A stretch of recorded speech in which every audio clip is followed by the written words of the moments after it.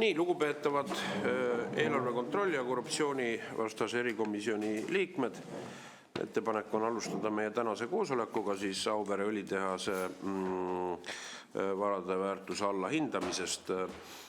Ja me oleme palunud kohale siia valitsusliikmed on võtnud kutse teadmiseks, aga valitsusliikmed hetkel ei ole, küll aga on olemas siis vastavalt härra Suti esindajana, ütleme nii siis Kliimaministeeriumi rohereformi asekantsler proua Kristi Klaas ja Rahandusministeeriumi halduspoliitika asekantsler härra Kaur Kajak. Ja meil on samuti kohal siis Eesti Energia juhatuse esimees Andrus Tureiko, Energia juhatuse liige ja Enefit Industry OÜ juhatuse esimees härra Lauri Karp ja siis endine Eesti Energia juhatuse esimees, praegune tööandjate keskliidu tegevjuht ja härra Ando Sutter ja samuti siis endine Eesti Energia nõukogu esimees härra Vaino Kaldoja. Ja ma teeksin, võib-olla ehitaks selle üles siis nõnda, et omalt poolt, et siis proua Kolenko täiendab, et härra Sutter on öelnud, ta saab osaleda kell 9. Ma selle tõttu mul on hea meel, et ka endised juhid said võimalikuks osaleda, et ma teen ettepaneku, et härra Sutter esimesena räägiks ja siis on võimalik talle esitada küsimusi ja siis me saame kuulata ära teised institutsioonid, kui see on vastuvõetav. Nii, proua Kolenko. Ja Mart Võrklaeval on käsi. Ja tere hommikust kõigile, et komisjoni esimees, üks esimestest luges ette kenasti kõik, kes on kutsutud, kuid minu meelest meil on kaks väga olulist inimest puudu. Et 2020. aastal, kui see õlitehase rajamise otsus tehti ja valitsuse poolt otsustati Eesti Energia aktsiakapitali 125 miljonit suunata, ilma milleta seda õlitehast poleks ehitama hakatud, siis selle otsuse tegi valitsus, peaminister Jüri Ratas, rahandusminister Martin Helme ja juba sel hetkel tegelikult paljude jaoks oli selge, et ühel päeval me siia tänasesse päeva jõuame ja tee peal on olnud mitmeid komistuskivisid selle tehase rajamisel, et ühtepidi küsimus komisjoni esimeestele, teistpidi ettepanek, et minu hinnangul on vaja, et selles teemas selgust saada, aru saada, miks sellised otsused 2020. aastal tehti ja ilma valitsuse otsuseta, ilma valitsuse poolt riigieelarvest 125 miljoni eraldamiseta poleks see protsess alata saanud.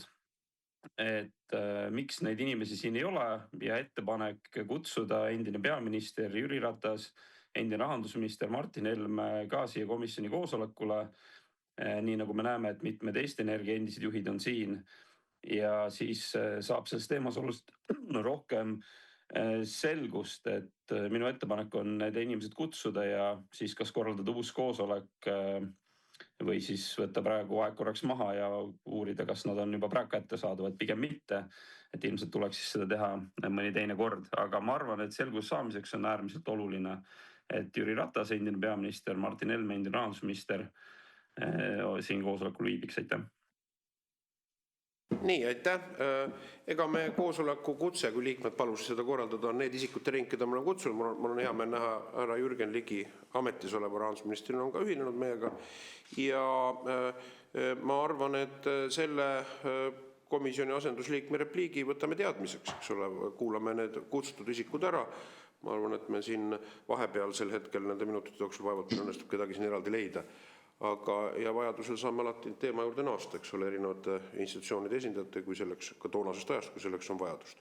Aga proua Sikkut. Kuna meil on selline väike riik, siis ma võin öelda, et ma just kena hommiku puhul tervitsin Martin Helmet, et ta kindlasti on majas olemas, et kui peaks olema soovi teda kutsuda.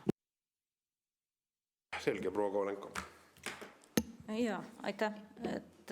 Kindlasti saab veel teha lisaistungeid, et ma arvan, et arvestades, et siin hakkavad ka fraktsioonid täna, et ega väga pikalt ka, et ei saa seda arutada, aga ma arvan, et siin on nagu kaks osapoolt, eks ole, sellele, et üks osa on poliitilised otsused, teine osa on ikkagi riigiettevõtte juhtimine ja läbipaistvus ja muidugi ka need eeldused, et kuidas hindamine välja kujuneb, ja mina nagu küsiks ka siin kohal sellise küsimuse, et kuidas ka praegusel hetkel, eks ole, see hindamisprotsess välja nägi kogu see läbipaistvus ja korruptsioonivastase erikomisjoni huvitab ka see, et ega seda ei saadud ka kuidagi poliitiliselt mõjutada, ehk siis vastavalt sellele kujundada ka uued otsused. Ehk siis siin on korraga mitu tahku, see on ka põhjus, miks meil on ka selline ühine koosolek. Aga minul oleks enda poolt ettepanek riigieelarve kontrolli erikomisjoni, et võib-olla me võiksime protseduurilistega lõpetada. Ma näen, siin on veel käed püsti ja anda ikkagi Sutterile sõna, kuna Hando Sutter on öelnud, et ta peab lahkuma täpselt kell 9. Ja härra Võrklaev, repliik ja siis annaksime sõna ära. Kuulge, vabandust, mul on sama lugu, et kui mind kutsuti, siis äkki annate sõna. Vabandust, ma olen Zoomiga väga ebaprofessionaalne, mulle 100 aastat tegutsenud, et ma ei oska siin sõna isegi võtta. Selgub, et see õnnestub, härra Ma arvan tõesti, et teeks kuidagi järjekorras, et kui te mind kutsusite, siis andke sõna. Selge. Ma pean ära minema. Selge. Mart Võrklaeva repliik ja siis läheme sisulise poleemika juurde. Jah, mina jään ikkagi oma ettepaneku juurde, et minu meelest ilma endise peaministri Jüri Ratase, endise rahandusministri Martin Helmeta ei ole võimalik seda teemat arutada, sest seda õlitehase ehitust ei oleks saanud alustada, kui riik poleks 2020. aastal nende isikute poolt 125 miljonit sinna tehasesse rahastusotsust teinud.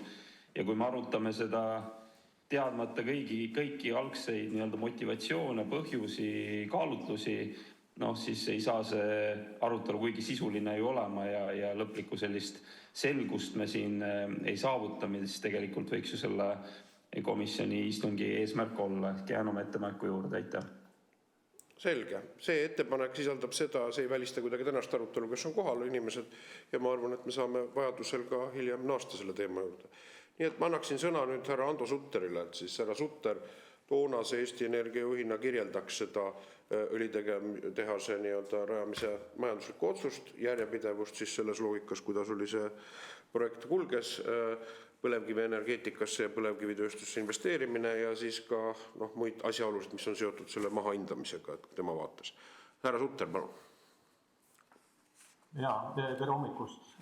Et võib-olla niimoodi järjekorras, et kõigepealt Eesti Energia juhtimisest ja nendest osapooltest, kellega koostöös siis olulised otsused sünnivad, et ma vaatasin järgi, et ausalt öeldes 9 aastat, kui mina Eesti Energiat juhtisin, meil omaniku ootused küll vahepeal täienesid, aga üks punkt oli seal siis sees 2014 kuni 2023 aastani, kui mina Eesti Energiat juhtisin ja tuletan meelde, et üldkoosolek oli sellel ajal 6 erinevat rahandusministrit väga erinevatest erakondadest. Ja ma võtsin ta endale ette, loen siit selle punkti, mis kehtis ka 2020. aastal, kui otsus tehti, et liikuda järk-järgult põlevkivisektori põlevkivi elektri tootmiselt üle õli ja elektri koos tootmisele, et suurendada energiatõhusust ja vähendada emissioone ja arendada alternatiivsete toormete kasutamist vedelkütuste tootmises. Et see oli seal peaaegu muutumatult kõik need aastad. Nüüd edasi selle õlitehase investeerimise otsus tegelikult, kui ajalugu meenutada, venis põhiliselt siis kohaliku omavalitsuse vastuseisu tõttu. Et kuna kohalik siis kogukond nägi, et sellest suurest investeeringust neile tuleb liiga vähe tulu ja selleks oli vaja ka muuta ühte seadust, et nad said tulubaasi endale raha juurde ja ma arvan, et seal kaotati 2 aastat, nii et see ettevalmistus kestis ikkagi väga pikalt. Ja mitte kuidagi salaja, et seal oli väga-väga palju osapooli kaasatud. Ja lõpuks, otsus tehti tõesti märtsis 20 siis Jüri Ratase valitsuse ajal, aga ka Kaja Kallase esimese valitsuse ajal tehti uuesti otsus, kui tegelikult oli meil ette valmistatud ka projekt, et tuleb 70 miljonit maha kanda ja õlitehase ehitamine peatada. Selleks ajaks oli nii palju investeeringust tehtud. Ja siis ka Kaja Kallase esimene valitsus kabinetis otsustas, et siiski pooleli olev õlitehas ehitatakse valmis.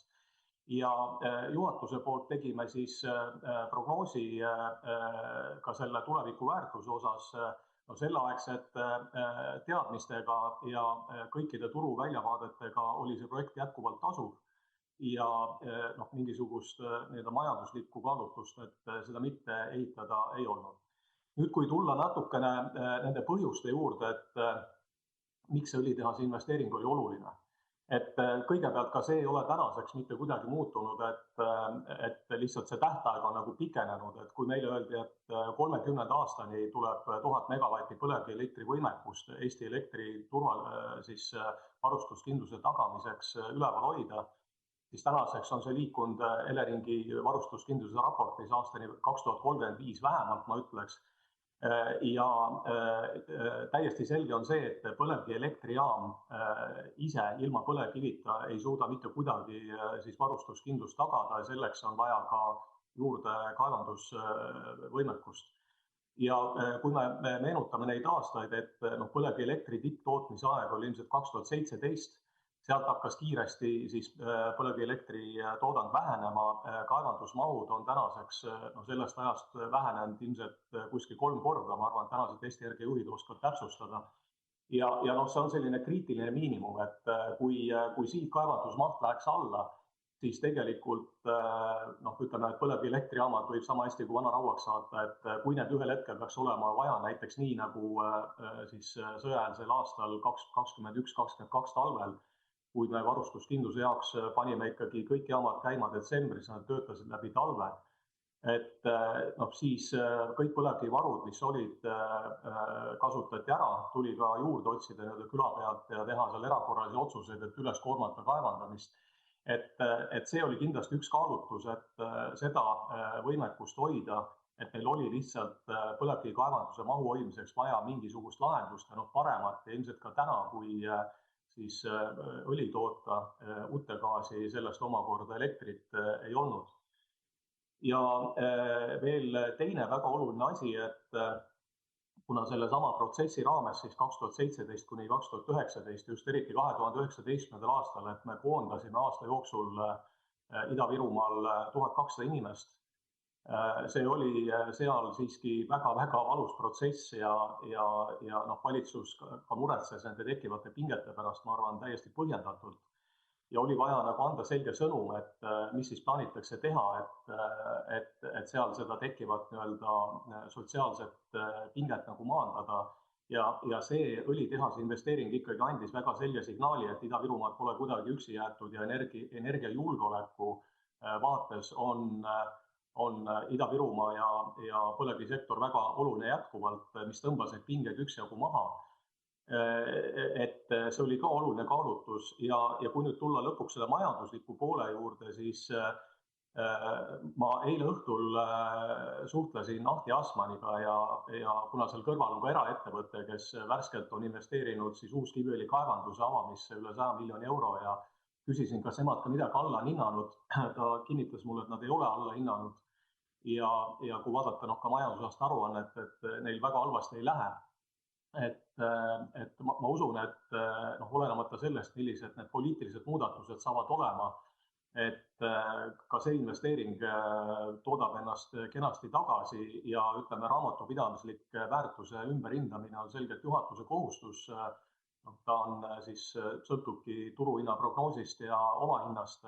Üks on rohkem juhatuse kontrolli all, teine on see, mis, nagu me näeme, võib väga kiiresti muutuda ja tõenäoliselt juba täna, kui vaadata, mis õlihindade ja gaasihindadega on juhtunud, et kui teha nüüd uus ümberhindlus, et siis võib-olla tekib erakorralist kasumit päris üksjagu, nii et see ei ole kuidagi rahavooga seotud, ei ole ka seotud sellega, kuidas tegelikult see õlitehase investeering tagasi saab toodetud. Et mina olen üsna kindel, et Eesti saab selle investeeringu tagasi ja lisaks sellele, et ta tagab meie energiajulgeolekut, et see investeering teenitakse tagasi. Aitäh.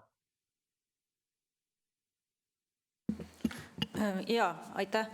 Et korra siis mitu tähelepanek ja siit ka küsimused, et nagu ma saan aru, et te ütlete, et ma arvan, et võib-olla see erasektori näide, et ma saan aru, et võib-olla see on VKG, eks ole, et nemad ei ole sellist allahindlust teinud võrreldes siis meil riikliku ettevõtte allahindlusega. Ja siis kui saaks täpsustada, et nagu praegu on näha, et see, eks ole, hindamise eeldus on olnud ju ka nafta, eks ole, hind, tol hetkel, kui see hindamine tehti, et see Brent kauples umbes, ma arvan, see oli siis võib-olla $70. Praegu on vahepeal see läinud üle $100. Täna ma vaatasin just, et see toimub kauplemine $87 peale. Et kas see, kui praegu näiteks see hindamine teha, see tähendaks, et juba oleks täiesti teistsugune see õlitehase väärtus. Ja veel üks aspekt, kas teil on teadmine, et kust või millal tehti otsus, et seda õlitehast, eks ole, see kasutusluba on kuni 2035, ehk siis see tähendab, et meil on mitmesaja miljoniline investeering, mida saab kasutada 8 aastat, et kui mõistlik ja proportsionaalne see on? Aitäh, ma arvan, et väärtuste hindamist on tänastel Eesti energiajuhtidel nagu vist asjakohasem kommenteerida, aga lihtsalt omal ajal, kui meie seda tegime, et ma niimoodi mälu järgi ütlen, et me kasutasime Rahvusvahelise Energiaagentuuri stsenaariumeid. Need referentsid olid kenasti ka valitsuse materjalides olemas, et me ei mõelnud neid hindu ise välja. Et jah, need tulevikuhinnad muutuvad väga kiiresti ja nagu me näeme tänapäeva maailmas, et võivad nädalatega muutuda, ütleme 10%, kui mitte rohkem. Ja siin ikkagi tuleb vaadata mingit pikemat perspektiivi, ehk see on seotud nõudluse ja pakkumise vahekorraga ja tegelikult sellest ajast, kui meie need prognoose tegime, siis nafta nõudluse ootus on pigem liikunud ülespoole. Ehk ütleme, et seda, et nõudlus kuskilt ära kaoks, ka need samad merenduskütused, mida siis konkreetselt Eestis toodetakse, et ka nende nõudlus on jätkuvalt olemas ja kõrge ja kuna Venemaalt neid turule ei tule, siis tegelikult Eesti võimalus neid müüa on isegi paranenud. Et selles mõttes jah, täpsemad kommentaarid saavad tänased juhid öelda, aga see teine küsimus oli nüüd... Oli vist tähtajalise kasutusloa kohta. Tähtajaline kasutusluba tekkis peale minu aega ja neid asjaolusid, miks ta tähtajaline on, see oli ikkagi mingisugune kompromiss koha peal, seda oskavad ilmselt Eesti Energia tänased juhid öelda, et meil sellist tähtajalist perspektiivi ei olnud ja me hindasime pigem nagu majanduslikke perspektiive. Aga selgelt oli tasuvusaeg alla 10 aasta erinevate stsenaariumite puhul, nii et ütleme vähemalt meie aegsete tasuvusarvestustega oleks ka see 10 aastat olnud tasuvuse saavutamiseks piisav, aga tänased seisu oskavad Eesti Energia juhid öelda. Ja aitäh, proua Yoko Alender. Ja aitäh ja tere hommikust kõigile. Et siin härra Sutter ütlesite, et see oli ikkagi teie hinnangul valitsusele materjale esitades oli selge, et tegemist oli tasuva projektiga. Et sellest tulenevalt siis esimene küsimus, et ma tutvusin ka nende valitsuse memodega ja seal tegelikult minister Taavi Aas küll tõi välja valitsusele, siin võib-olla muidugi kõige paremini oskaks vastata isegi meil istungi juhataja, kuna tema tol ajal vist ainsana meist siin kohal olevatest oli ka selle valitsuse liige, oli kirjas, et tegemist on väga kõrge riskiga projektiga ja selle rahastuse ja selle nii-öelda finantseerimise tingimuseks kindlasti oli eeldus siis riigipoolse nii-öelda toetuse kaudu. Et siin ikkagi ma mäletan Riigikogu liikmena meil muidugi ei olnud nii põhjalikku infot kättesaadav, aga meie olime veendunud, et see majanduslik risk on väga kõrge ja olime ka sellel rajamisel väga vastu ja seda ka korduvalt väljendasime. Ja jätkuküsimusena, et kui see nüüd ikkagi teie hinnangul oli niivõrd majanduslikult mõistlik projekt, et palju siis tänaseks sellest äratasumisest tehtud on, et kaugel me oleme selle investeeringu tagasiteenimisega? Aitäh!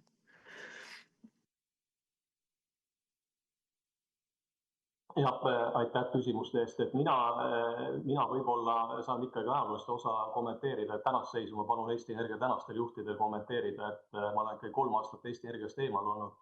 Et veel kord seda otsust tuleb vaadata komplektis, et ilmselt kui oleks olnud valida lihtsalt, et sellel hetkel, et me võtame nii-öelda tühja lehe ja millesse me investeerime, siis ma usun, et kuna me investeeriksime ka juba sellel ajal ju päris palju taastuvenergiasse, et meie eelistus oleks olnud investeerida taastuvenergiasse. ütleme siis neid võimalusi oli siiski olemas, aga kuna selgelt meil oli pandud ette ootus, et me peame säilitama põlevkivielektri tootmisvõimekust 1000 megavati raames ja ma ütlen, lakmustest oli 21-22 talv, kus oli ilmselge, et kui meil ei oleks olnud selle õli tootmisega seonduvat põlevkivikaevanduse võimekust ja mahtu, me ei oleks suutnud neid jaamasid sellises mahus töös hoida. Et selline 5 miljonit aastas, 5 miljonit tonni põlevkivikaevandusvõimsust on absoluutne miinimum, et kui seda võimekust ei ole, siis tegelikult pole mõtet rääkida sellest, et Eestil on 1000 megavatti põlevkivielektri tootmisvõimekust reservis aastani 2035. Et nii lihtne see ongi, et veel kord, tõsi, jah, tänapäeva maailmas, kus väga palju energeetikat mõjutavad poliitilised otsused, tõesti, oli risk olemas, ega see on ju selge ja seda on tagantjärgi eriti väga lihtne öelda, aga veel kord, et seda tuleb vaadata komplektis ja kõiki neid aspekte, millest ma rääkisin, vaadata koos, mitte ühte eraldi. Härra Mart Võrklaev. Ja aitäh, et tegelikult ma tahtsin komisjoni esimehe küsimusele aidata vastata, et minule teadaolevalt ja miks ma ka palusin tegelikult endise peaministri Jüri Ratase ja Martin Helme siia komisjoni kutsuda, et kui ajas tagasi vaadata, siis kui 2020. aasta märtsis siis rahandusminister otsustas selle 125 miljonit Eesti Energiale riigieelarvest eraldada, siis aasta varem oli seesama valitsus siis Jüri Ratase juhtimisel ja ma arvan ka Urmas Reinsalu oli siis valitsuse liige, saab äkki kommenteerida, nõustunud siis Euroopa Liidu 2050 kliimaneutraalsuse eesmärkidega ja kus siis arvestati, et tegelikult 2030 aastast enam sinna õlitehasesse tasuta kvooti ei saa ja arvestuslik hind oli 30 eurot. Praegu me teame, et see hind on 2-3 korda kõrgem ehk et tegelikult juba tol hetkel oli teada ja valitsus ise oli nõustunud kliimaeesmärkidega, mis selle õlitehase löögi alla seadsid. Et see nii-öelda äririsk oluliselt suureneb, sest see CO2 komponent sinna juurde tuleb. Et võib-olla see aitab natukene vastata küsimusele, aga kindlasti veel kord seda täpsemalt oskaks kommenteerida tolleaegne peaminister, aitäh. Nii, härra Sutter vist ei olnud peaminister, et siis, aga ma annaksin vist sõna nüüd härra Ligile, et tänase üldkoosoleku rollis siis härra Ligi esitaks oma tähelepaneku siis nende asjaolude kohta, mis puudutavad siis seda väärtuse allahindamist. Härra Ligi, palun.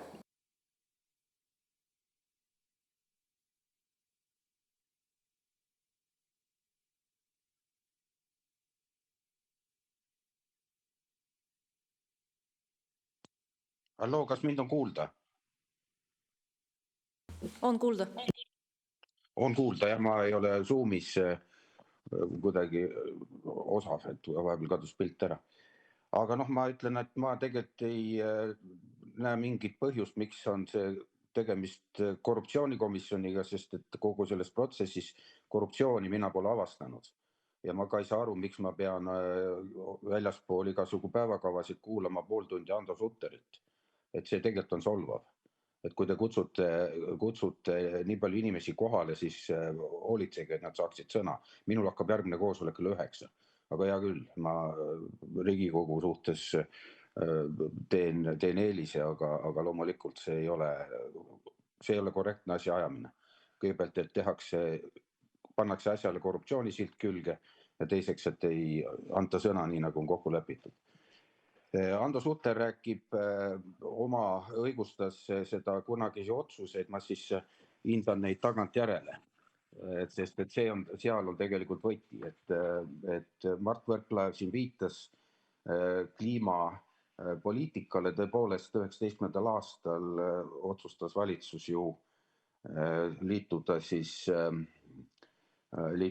Euroopa roheleppega, millest algasid esimesed jamad. Jutumärkides jamad, sest et leppega liitumist ma kuidagi Jüri Ratase valitsusele ette ei heida. Loomulikult me pidime sellega liituma, aga samal ajal paralleelselt forsseeriti siis seda õlitehase arengut, kui ma vaatan neid kuupäevi, kuidas ehituslubade ja asjadega toimetati, siis nagu oleks tuli takus olnud, et ebatavaliselt kiiresti. Ja siis sinna kogu protsessi kirjutati sellega riskid sisse. Aastatel 21-23 olid kohtuasjad, ma ei ole kordagi seda keegi või Ando Sutter ei nimetanud, aga see on üks võtmeasi, eks ole, et asi pandi sisuliselt seisma. Võtmeasi on ka see, et ma saan aru, teema on, et miks see alla hinnati, miks kahjum on. Aga sealt see kõik algas, et ignoreeriti kliimapoliitikat, ignoreeriti tegelikult või tehti viga süsinikukvoodi hinnaga. Kliimapoliitika veel kord oli valitsuse enda oma, see ei olnud kusagilt järgmiste valitsuste algatus, vaid üle valitsuste ja üle Euroopa ja tegelikult ka üle maailma võetud sihid, mida tuli arvestada. CO2 hinna siis surve siin eksiti ka kapitaliturgudega, sest et fossiilprojektide rahastamine muutus raskeks. See on veel korduvalt olen kuulnud pankurite käest, et sellised asjad nendele lihtsalt ei anta laenu. Aga kuidagi see asi ikkagi protsessis oli. Siis energiasüsteemis loomulikult üldine taastuvenergia kiire areng. Meie siis rõhusime pedaalile põhjas ikkagi põlevkivile ja selle nõudluse arvestamine oli riskantne. Tegelikult see teadmine, et põlevkivi õli ei pruugi olla turul konkurentsivõimeline, on kogu aeg olnud. Aga ega me saame seda mustvalgelt võtta ka tagantjärele, et kas see projekt siis selles mõttes nagu õli hinna poolest oli perspektiivikas, aga veel kord, kui jutt on allahindlusest, siis need põhjused ikkagi on seal. Ei arvestatud riske, protsess venis, tasuvus langes. Põlevkivi hind oli äriplaanis kirjas 6 eurot megavatt-tund, tegelik hind kujunes 11 euroks. Et ligi kahekordne valearvestus. CO2 kvoodi hind oli äriplaanis 30 eurot, tegelik hind kujunes 70 eurot. Eeldati, et 30. aastast edasi tasuta kvoodiühikuid ei ole vaja. Tegelikult ei saanud äriplaan töötada sellisel moel, kui tasuta ühikuid ei saa. Nii, siis neid muutujaid arvestades on mul siin andmed, et selle sisemise tasumise määra IRR-i plaan oli 13%, aga neid muutujaid arvestades on see -2%. Üle hinnati ka utegaasi kasumlikkust. Utegaasi müügi hinnaks arvestati siis 5 miljonit eurot aastas. Tegelikkuses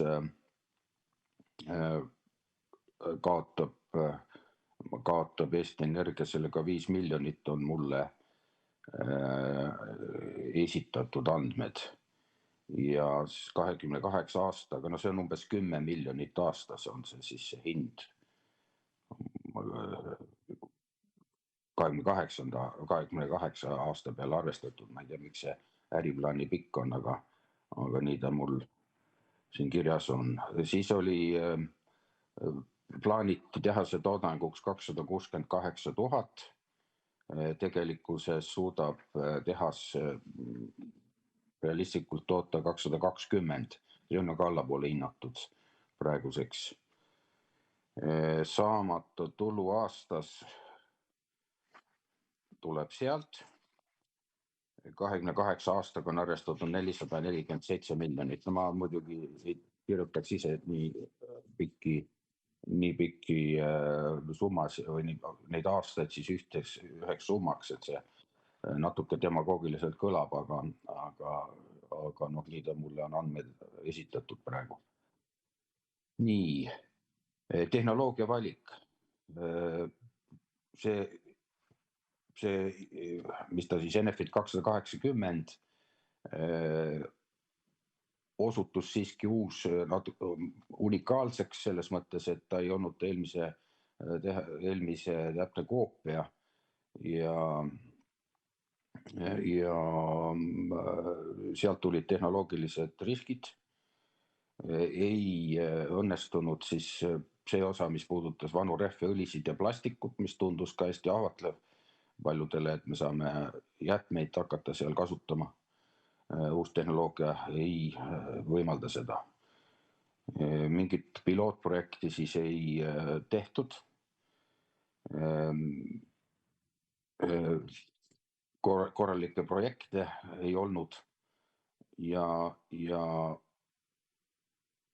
ma vaatan, siin on veel midagi kirjas, mul läbivalt on võetud palju tehnoloogilisi riske ja projektijuhid väidetavalt siis ei tulnud toime. Nii et tegelikult on seal pigem juhtimisvigadega, et me ei peaks nagu kõike määrima korruptsiooniga kokku. Valearvestused, juhtimisvead, palju tagantjärele tarkust, aga selge, et seda asja ajanud valitsus, forsseeritud ajanud valitsus tegelikult jooksis kahes suunas korraga, ühelt poolt paratamatu kliimapoliitika, teiselt poolt siis soov näidata mingisugust põlevkivimajandust. Ja see olekski kokkuvõte vast. Et ma ei tea, mis selle kõige parem, kui need hilisemad raskused annab ülevaate praegune juhtkond, sest mina saan ka need ülevaated nendelt. Mina politrukina ehitusplatsil ei käi loomulikult ja väga usaldan inimesi, kes seal toimetavad, aga kokkuvõttes on öelda, et see ongi 26 aasta on praeguseks siis selle õlitootmise tähtaeg endiselt. Praegu tehas toodab auru, aga kui ma õigesti mäletan, siis augustiks on lubatud, et hakkab andma ka õli. Nii et neid juba võetud või tehtud kulutusi me sellisel moel tagasi ei saa, aga jooksvat kompensatsiooni loodetavasti saame, sõltumata sellest, et mis on need valearvestused olnud. Ja on olnud muidugi siis, ma usun, 22. aastal ei ole neid andmeid või need paberid ei leia kõik üles, siin on kehvalt süstematiseeritud, aga oli ju mõte, eks ole, need kohtuasjad olid, et kas jätta asi pooleli, et selles mõttes Kaja Kallase valitsus oli ka pandud sellisesse surve alla, et mina neid asju nii täpselt ei mäleta, aga on mulle Yoko Alender kirjeldanud, kes on siin ka toru otsas, et tegelikult need otsused olid või see kriitika oli tol ajal nagu üsna suur juba, aga otsustati, et siis juba sisse võetud nagu miinuse siis kompenseerimiseks, et ei jäeta pooleli seda asja arvestusega, et ta ülejäänud panuse teenib tagasi. Ma olen asjast nii aru saanud. Aga jah, enda peale ma kindlasti ei pea korrektseks, et me korruptsiooniga määrime inimesi, kutsume nad kohale. Proua Kovalenko Kovalenko saab siis tähtsalt sõna võtta, arutada siin asju ja kõigil on niisugune silt otsa ees, et kuskil on korruptsioon. Et tegelikult ei tohiks niimoodi teha, igal komisjonil oma funktsioon. Ja omakorda ma ütleks, et riigieelarve kontrolli komisjon, mida ma olen juhtinud, peaks tegelikult seostama seda riigieelarvega rohkem, mitte niivõrd nende tehnoloogiliste ja äriplaaniliste asjadega, et kuidas see mõjutab. Aga nii palju siis. Aitäh, härra Ligi, te saite Teamsiga väga edukalt hakkama. See on nagu esimene järeldus, kõik ühinevad siin ka. Teamsiga ma saan väga hästi hakkama, aga ma näiteks ei oska sõna küsida endist viisi. Teamsiga ma saan hakkama, aga see ei ole Teams, nagu ma aru saan, see on Zoom. Zoom, näete, ka Zoomiga Zoomiga ma saate pole hakkama. tõesti 100 aastat tööd. Me väljastame teile selle Zoomi kasutaja oskustunnistuse. Nüüd teine küsimus on see, et keegi ei ole siin lauale pannud ka komisjonide liikmetest mingit küsimust, et me kadustame siin oma kasulisust või korruptsiooni, eks ole. Siin on me jutt käib nii-öelda riigivara valitsemisest ja sellest, et ja eelarvekontrolli komisjon pidas seda vajalikuks arutada ja selgus ka korruptsioonikomisjon soovib seda, siis tundus ratsionaalne teha ühisistung. Nüüd teiseks, tõepoolest siin on selles asjas härra Ligi esitas väiteid, mis oli ennekõike siis äriplaani põhjendatuse osas või probleemide osas, mida siin jooksvalt toodi vahele. Ja tõepoolest siin on mulle ka meenuvad, kus mul, et oli vist kliimaministrina Michal hoidis kinni seda keskkonnaloa väljastamist, oli vist kliimaministeeriumis see asi. Härra Võrklaev küll toona ütles selgelt 23. aastal rahandusministrina, tehast tuleb tööle panna ja kasumit tootma panna, ERR-i uudisest tuleb välja. Et siin on kõlanud neid väiteid, aga mul oleks küsimus härra Sutterile, et siin kõlasid väited nii-öelda, kas see nii-öelda äriplaan, mis oli koostatud siis selle õlitehasele, mis arvesse võtta sotsiaalmajanduslikke muid kaalutlusi, aga ennekõike ju ärilisi kaalutlusi, et kas see oli tehtud siis nii-öelda kuidagi poliitilise sisendina või oli tegelikkuses tegemist professionaalse äriplaaniga, mis oli siis rajatud ettevõtte majandusliku investeeringu kaalutlustest lähtudes ja mis põhines parimal toonasel teadmisel, sest praegu on välja kujunenud, kas äriplaanis olid siis, me kõneleme praegu tagantjärgi teadmisest, regulatiivsetest muudatustest või turumuudatustest või tegelikult oli mingeid asjaolust, mis olid teadlikud juba ka Eesti Energiale, kui toona seda siis kui otsustamine oli. Härra Sutter, palun. Ja aitäh, et ei mõjutanud keegi neid äriplaani koostajaid ja seal päris palju inimesi olid seotud ja ta oli siiski selle hetke parimate andmetega tehtud, oli arvestatud ka riske, oli tehtud tundlikkused erinevate põhisisendite nii-öelda kõikumistega ja see kõik oli tehtud ja oli ka kõikidele otsustajatele kättesaadav. Aga paar asja, mis ma lihtsalt tahan korrigeerida, mida Jürgen Ligi tõi välja, et esiteks, kui me räägime näiteks uute gaasi hinnastamisest, et seal on ostjaks ju Eesti Energia ise, et seal on ilu vaataja silmades, et kas uute gaas on väärtus, seda toodetakse Eestis päris palju, et kas sellest on võimalik luua väärtust, enamasti kasutatakse elektri tootmisel, kui see tekitab kahjumit, see on nüüd küsimus, et miks. Ja teine asi, et kui põlevkivi omahind on vahepeal 2 korda kallimaks läinud, et siin kõlas, et 11 eurot megavatt-tund, et see on kindlasti probleem mitte ainult õlitootmisele, aga ka elektri tootmisele, et see teeb ka põlevkivielektri oluliselt kallimaks, et seda ma ei oska kommenteerida, miks ta 3 aastaga nii palju on kallimaks läinud, seda saavad tänased Eesti Energia juhid kommenteerida. Et need on need asjad, mis on selgelt Eesti Energia juhtimisega seotud, et need on nagu nii-öelda siseriiklikult juhitavad muutujad, et tõepoolest nafta turuhinda ega kõike muud, ka see, mis saab CO2 hind olema ja seda ei tea me ette. Võib-olla CO2 hinna suhtes veel üks selline kommentaar, et kuna ütleme, et naftatooteid ja ka gaasi jätkuvalt Euroopa Liidus väga palju kasutatakse ja enamus sellest imporditakse, ja need siis tootjad, kes väljaspool Euroopa Liitu teda toodavad, ei maksa CO2 hinda ja see on olnud ka argument, et siin on tegemist süsinikulekkega, miks seda tasuta kvooti on antud. Ja need asjaolud on jätkuvalt asjakohased, et kui me lõpetame Euroopa Liidus õlitootmise ära ja ostame ta sisse, siis tegelikult ei ole mängureeglid võrdsed. Ja see on olnud ka see, miks on Eestile selle õli tootmiseks antud tasuta süsinikukvooti. Aitäh. Ja aitäh, et mul on kiire küsimus ka rahandusministrile, kuni ta on veel siin, et kui on võimalik vastata, et võib-olla, kas teie saate omalt poolt ka vastata, et võib-olla, kas teie näete, et milline on teie hinnang sellele, et kuna nafta hind on nüüd kasvamas, on nüüd kasvanud, et see, me muidugi päris neid suuri prognoose ei tea, aga arvestades, et eks ole see suur väärtus tuleneb ka nafta hinnast, kas te näete, et läbi selle võib see, eks ole, raamatupidamislik väärtus nüüd tõusta, et me läbi selle, eks ole, võime nüüd korvata need praegu on ju sisse arvestatud allahindlused ja selle väärtuse vähenemise. Ja teine, et kuidas te näete, et kust on tekkinud nagu nii suur vahe, eks ole, näiteks VKG-ga, erasektoriga, kus siis tegelikult ei tehta sellist allahindlust ja neil see õlitööstus ja kõik see on nagu plussis. Et kuidas te näete, et kuidas on nagu nii suur vahe riikliku ettevõtte ja eraettevõtte vahel?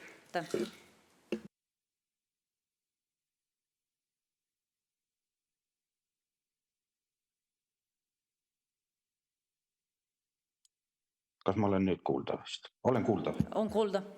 Jah, selge.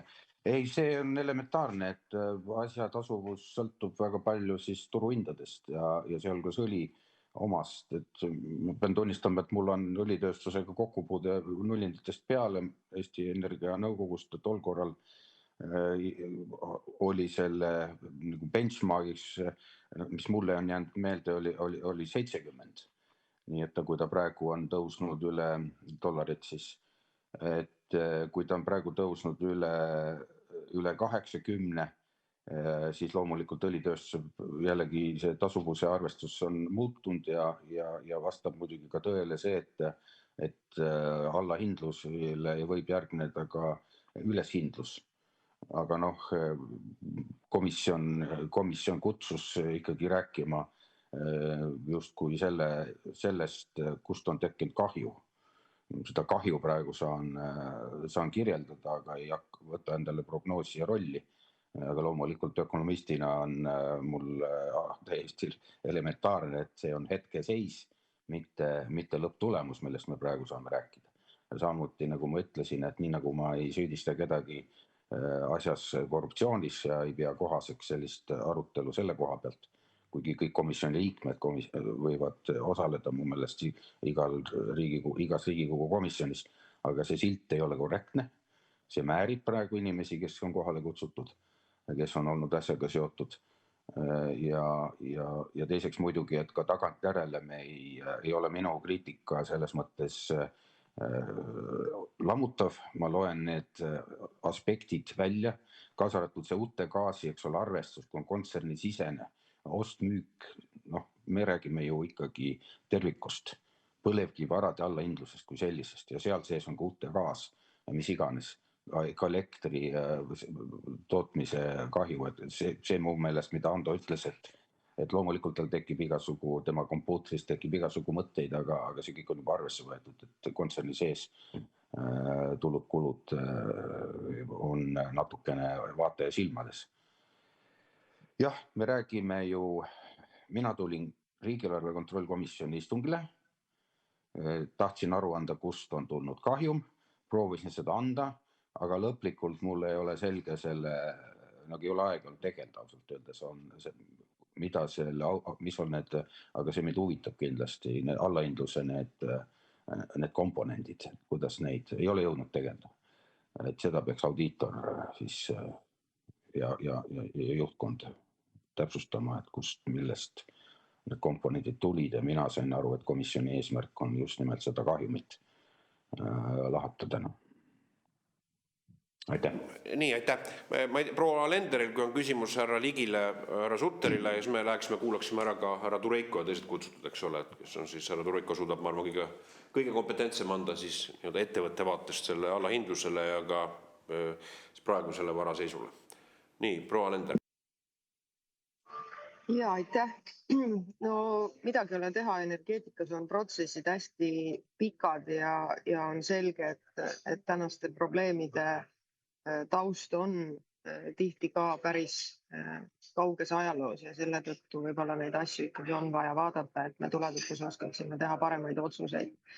Et esiteks ma küsiks härra Sutterilt, et te mainisite ka ja ka nendes tolleaegsetes valitsuste memos oli viide sellele, et nende otsuste tegemisele eelnes siis mingisuguse komisjoni nõu, mis siis pandi kokku erinevatest isikutest siis, kes siis andsid justkui nõu, ma saan aru, ka Eesti Energiale ja valitsusele, et ikkagi see niivõrd riskantne ja nii-öelda väga piiripealne otsus siis ikkagi langetada. Mina saan aru, et on olnud ka selline ideoloogiline otsus, et põlevkivi nui 4, ehkki selle tehnoloogiaga on olnud väga palju probleeme, mida me ju näeme tänaseni. Et see oli ideoloogiline otsus seda ikkagi teha, aga kes siis olid need eksperdid, kes seal komisjonis istusid? Ja teine, mida te mainisite, härra Sutter, see varustuskindluse moment, et kuna on kogu aeg otsustatud ikkagi põlevkiviga jätkata varustuskindluse tagamiseks, et on vaja neid kaevandusmahtusid, et palju siis täna selle õlitehase rajamise otsus on aidanud neid kaevandusmahtusid siis hoida? Aitäh. Ja aitäh küsimuse eest. Ma ei tea, mis komisjonile see viide on, et selle otsusega ikkagi, selge on see, et selle ettevalmistamisega töötasid paljud inimesed erineva ekspertiisiga, aga põhiarutelu, sisuarutelu ikkagi juhatuse ja Eesti Energia nõukogu vahel ja siis hiljem ka valitsuskabinetis olid ülevaade mitte üks kord, ma arvan, et 3 korda vähemalt minu ajal. Et ma ei tea täpselt, mis komisjonil siin viide on ja see, mis nüüd puudutab seda kaevemahtu, et veel kord, et 2017 ja 2018, kui meil olid seal need elektri tootmise kõrgaastad, toodeti üle 10 miljoni tonni põlevkivi. Tänaseks on see ilmselt kuskil 4 miljoni kandis, ja nagu ma ütlesin, et selleks, et üldse seda, mida Elering ootab tegelikult selle varustuskindluse tagamisest ja kui seda päriselt peaks vaja olema, siis selline 5 miljonit Estonia kaevandus ja Narva karjääri peale kokku peaks seda võimekust järgi olema, sest muidu pole meil mõtet loota, et see põlevkivi elekter meid varustuskindluse mõttes toetab. Aga siin jällegi täpsemalt ei mahte ja tänaseid numbreid saab Andrus kommenteerida, et tal on kindlasti palju värskemad andmed. Kas tohib jätku küsimus lihtsalt? Et kuna siin oli juttu sellest, et esiteks see komisjon on selgelt seal nendes just nimelt 3 valitsuse memos kirjas, et see on nagu üllatav, et toonase juhina ei tea, millest juttu on, aga see selleks, eks selle saab kuidagi muud moodi välja selgitada.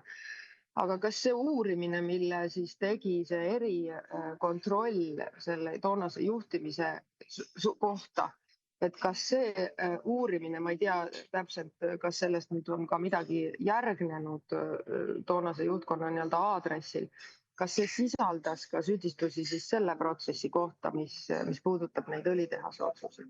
Aitäh. Ja ma olen see 512 lehekülge läbi lugenud, ma arvan, et neid inimesi ei ole palju, kes on läbi lugenud ja seal on väga hästi kirjeldatud kõiki juhtimisinstantse ja nende vastutust, ja tegelikult ta õlitehase otsustusprotsessi ei käsitle, et küll aga on seda vaadatud neid erinevaid juppe seal erinevate audititega minu ajalgi, eks ole, et see ei tähenda, et sellega ei oleks tegeletud, aga selle governance'i või kuidas need otsused käivad ja ma arvan, et Eesti Energia otsused siis ja ma usun täna ka on siiski väga läbipaistvalt ja mitte kunagi ei ole nad ühe inimese otsused, et seal on väga palju osapooli. Selge, et tagantjärgi tarkus on alati kõikide asjade puhul nagu palju suurem kui selle hetke teadmised, kui need otsuseid tuleb teha.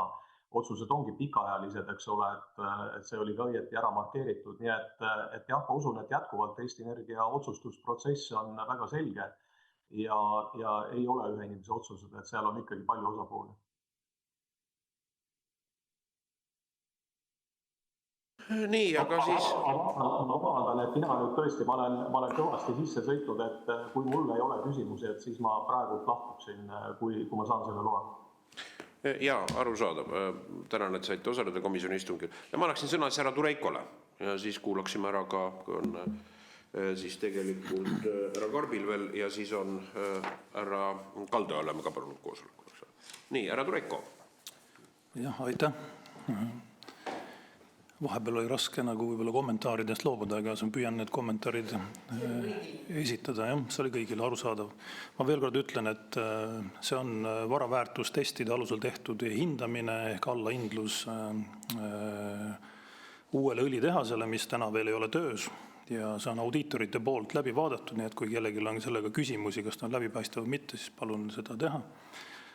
lihtne loogika on siis see, et me vaatame tulevikus teenitavaid rahavoogusid vastavalt siis turuhindadele ja kulude tõusule ja siis hindame need tänasesse päevas ja võrdleme seda siis vara bilansilise väärtusega. Kui seal on erinevus, siis me püüame need võrdseks viia, see on see protseduur. Siin ei ole küsimust, kas see on poliitiline suunis, see on juhatuse kohus. Võime vaielda tuleviku hinnangute üle, et milline on õli hind 10 või 15 või 20 aasta pärast, nagu me näeme. Nüüd 6 aasta jooksul on need väga palju muutunud, nii nagu Jürgen Ligi välja tõi. Loomulikult siin on alati see eksimise võimalus, aga see on siis parimal hinnangul ja siis parimate nii-öelda võimalike teadmiste põhjalt tehtud. See ei tähenda ettevõttele, et me seda tehast valmis ei ehita ja et me tulevikus rahavoogu ei saa. Lihtsalt tegemist on siis küsimus, et tegemist on suure investeeringuga ja see peab olema bilansis õiglaselt kajastatud, et siin ei ole rohkem küsimust. Kas me peaksime ta uuesti üles hindama? Loomulikult Iraanis toimuvat ei osanud 28-29 detsember keegi ette näha. Tuletan lihtsalt meelde, et detsembri lõpu seisuga, 31 detsember on see hinnang tehtud. CO2 kvoot oli 92 eurot, täna on 70. Selle perspektiiviga siis vaadati ka tulevikku, mis ta tuleb ja Brendi hind oli, siin oli teemaks 70, tegelikult Brent oli 58 sel hetkel detsembri lõpus, ajalooliselt üks madalamaid ja see andis ka see tuleviku suuna. Kindlasti me ei tahaks tormata ümberhindamisega, et eriti Iraani mõjude peale, nii et miinimum tuleb meil audiitorite poolt surve seda teha, paratamatult siis kas pool aasta pealt. Tõenäoliselt oleks meil võimalus seda hindamist teha kvartalis, aga kuna me oleme ka täna börsiettevõte, siis me seda kindlasti jälgime ja teeme need korrektuurid, aga kui me vaatame tänast õli hinda, kui see Brent oli seal 58, siis oleme ausad, 10-aastased hinnatasemed ei ole muutunud Iraani konflikti tõttu ja näeme ainult muutust lähima aasta pooleteist perspektiivis. Endiselt on see Brendi hind seal 60 ja alla 60 ka tulevikus, nii et selles mõttes siin ei ole nagu positiivset väljavaadet. Sealt tuleb see alla hindamine. Muud teemad siia juurde, lihtsalt hinnatasemed, faktipõhiselt on need, nagu on. Me näeme seda, et 6 aasta jooksul siin oli läbi käidud siis see äriplaani võrdlus, lihtsalt kuna äriplaan kajastas 13% kapitali tootlikkust, et paneme 400 miljonit sisse, me teenime sealt siis tagasi kulud pluss siis 13% tulu, et see on siis see, mida me peame arvestama. Seda kindlasti saavutada ei suuda. Ka siin tänasel koosolekul Hando Sutter ütles, 10-aastane tasuvus, ma tahan korrigeerida, see on lihttasuvus. Maksimaalne 10 aasta jooksul seda ei ole võimalik tagasi teenida. Äriplaan ise oli 28 aastat, mida Jürgen Ligi viitas ja selle 28 aasta jooksul siis toimuvad muudatused mõjutavad selle käitise tulukust päris palju. Jah, need viited, ütlen mõne korrektori juurde, kuna siis ütleme ammendan sellega, et auditeeritud meie audiitorid PricewaterhouseCoopers, et kõik küsimused selles läbipaistvusosas saab ka esitada neile, nemad kindlasti läbi ei lase ühtegi sellist ebakõla meie bilansi väärtuse tuleviku hinnangutes või ütleme tuleviku rahavoode hinnangus ja bilansi väärtuse hindamises. Ja veel kord lihtsalt peame ka arvestama seda, et ma küll olen siin olnud veidi alla 3 aasta, aga peaaegu miljard eurot põlevkivivarasid olen olnud sunnitud alla hindama sel ajal. See näitab tegelikult seda perspektiivi kahjuks, et need varad on olulised. See ei tähenda, et nad ei ole olulised, meil on vaja varustuskindlust tagada, aga turul nende raha teenimisvõimet ei ole. Selle tõttu on need allahindlused. Siin ei ole küsimus, kas me tahame või mitte, lihtsalt see on väga karm kalkuleeritud hinnang sellele, et nende varadega tulevikus ettevõtte rahavoogu ei teeni, mis oleks kasulik.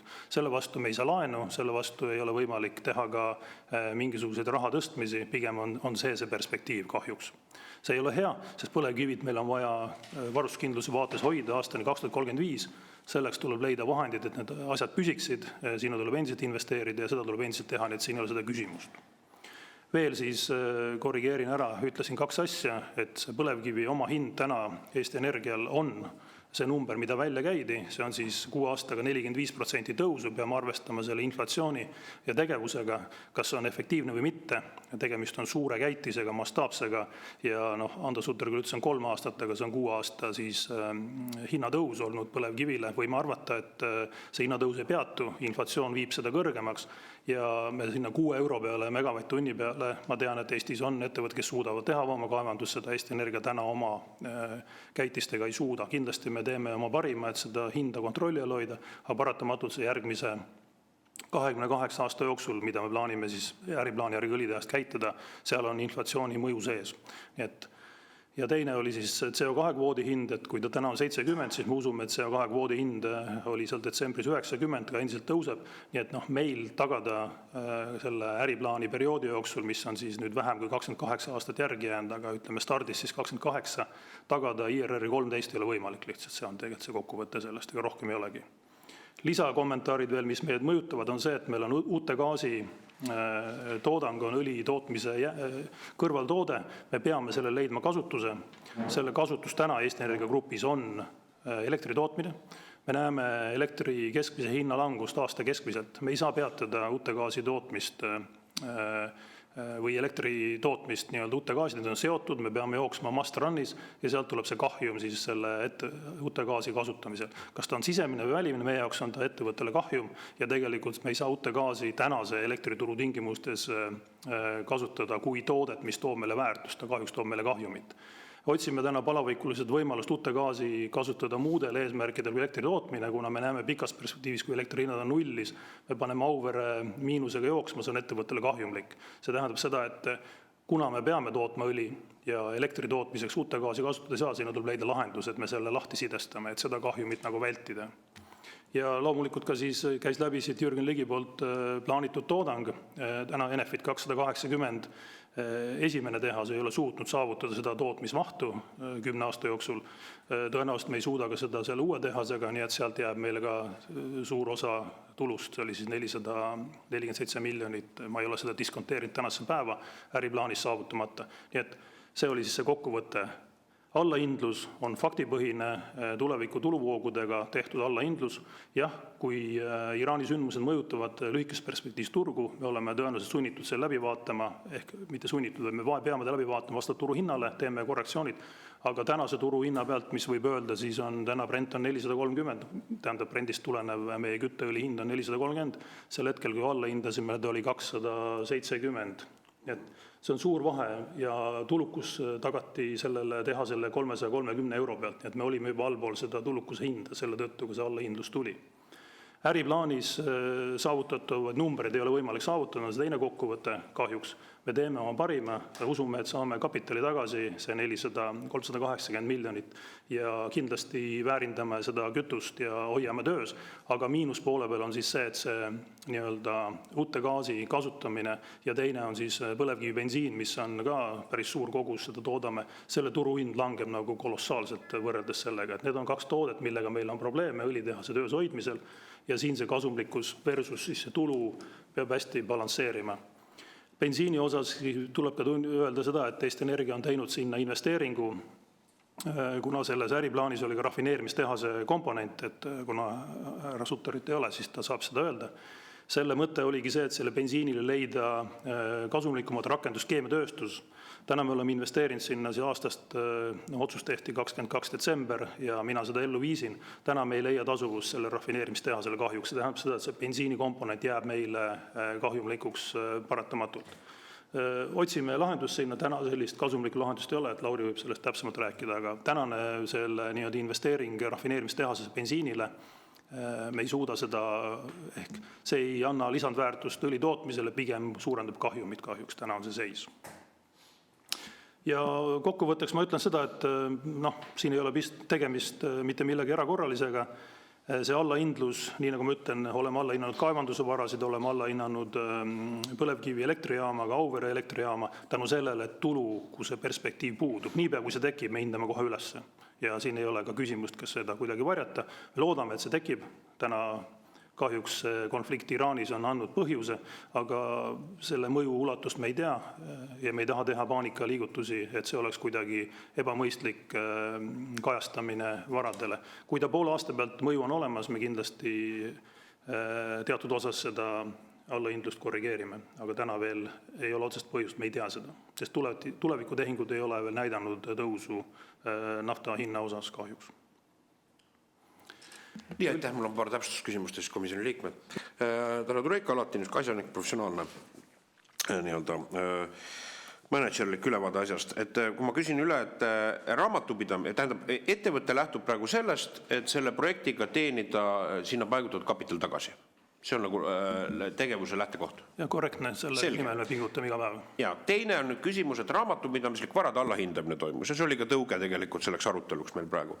Kas raamatupidamisliku varade allahindluse ka üheks põhjuseks oli projekti venimine ja sellega seoses projekti kallinemine? Jah, kindlasti kapitalikulud on kasvanud. Nii, et projekt venis, siin poliitilised otsused, nõnda edasi, eks ole, ja sellega seoses kallinemine. Nüüd teine küsimus on see, et ja teine element oli tegelikkuses siis praegu varade allahindamine seoses sellega, et aasta lõpuseisuga audiitorid leidsid, mis mitte ei olnud, vaid oli vastas tegelikkusele, et see kütteõli hind maailmaturul ja ka futuuride puhul oli madalam võrreldes sellega, palju oli prognoositud äriplaani selle vara tootluseks ole. Jah, see on väga lihtne arvutus, võtame tuleviku rahavood ja toome nad tänasesse päeva ja bilansi väärtus ületa selle rahavoo. Ja ma saan aru, et nüüd praegu, kuidas need audiitorreeglid on, et kas juriidiliselt peaks siis tähendab siis esimese kvartali lõpuga audiitorid viima läbi uue hindamise ja siis see, kus oli siis te viitasite siin 270 oli, eks ole, aasta lõpul, nüüd on 450, hästi nüüd ta kõigub ja see volatiivsus on dramaatiline võrreldes globaalsete geopoliitiliste sündmustega. Et siis tegelikult kvartali lõpuga viiakse läbi uus hindamine, peaks läbi viima uue hindamise, mis korrigeerib siis seda varade raamatupidamislikku väärtust. Jah, meie ülesanne on aruannetega seda hoida kooskõlas. Ma vahemärkusena ütlen, et esimene õlitehase allahindlus toimub 3. kvartali lõpus juba, see on osa sellest allahindlusest, kui te tähele panite. See oli seoses sellega, et me tegime ettevõtte restruktureerimise ja et meil oleks õigel ajal hinnangud tehtud, siis osa sellest allahindlust toimus 3. kvartali lõpu tulemusega. See tähendab seda, et see on pidev protsess, aga me ei tahaks siin teha selliseid positiivsed või valel põhjusel tekitatuid hindamisi, et me oleme sunnitud kogu aeg üles alla hindama, me oleme tegelikult suur ettevõte ja börs seda vaatab. Et täna me kindlasti arutame enne seda hinnangu andmist, millises ulatus see on ajutine iseloomuga, millise mitte. Ma võib-olla hinnangu andsin, et ma kindlasti poole aasta peal me annaksime parema hinnangu kui nüüd esimese kvartali lõpus. Muidu me teeme jälle sellise väga suures ulatuses lühikestest, aga siin me räägime läbi audiitoritega täpselt, et kuidas kõige paremini kajastada seda bilansilise varaväärtust. Palun luba üheks vaherepliigiks. Ja härra Ligi sekkub dramaatiliselt. Zoomiga praegu ei julge eksperimenteerida. Et see küsimus sellest tasuvusest ikkagi, et härra Tureika väga asjalikult juhtis tähelepanu, et tegu on lihttasuvusega. See tähendab, et mingi 400 miljonit või mis iganes teenitakse siis teatud aja jooksul tagasi, aga see ei tähenda, et majanduslikku tasuvust. Et see ei võrdle alternatiividega, mis oleks toonud sisse 400 miljonit ega kapitali hinda ega mitte midagi, nii et see on puht rahavooline tasuvus. Ja juhul, kui juba need kulud on ära tehtud, siis võib rääkida, eks ole, projekti mõttekusest, aga kui me saaksime aega tagasi pöörata, siis me kindlasti teeksime teised asjad. Mida veel ei ole siin minu arust kõlanud objektiivsetest asjadest, et selge, et tarneahelate katkemised ja see projekti venimine. Et allahindluse mõte on tõepoolest see, et tuleviku tulusid hinnatakse ümber.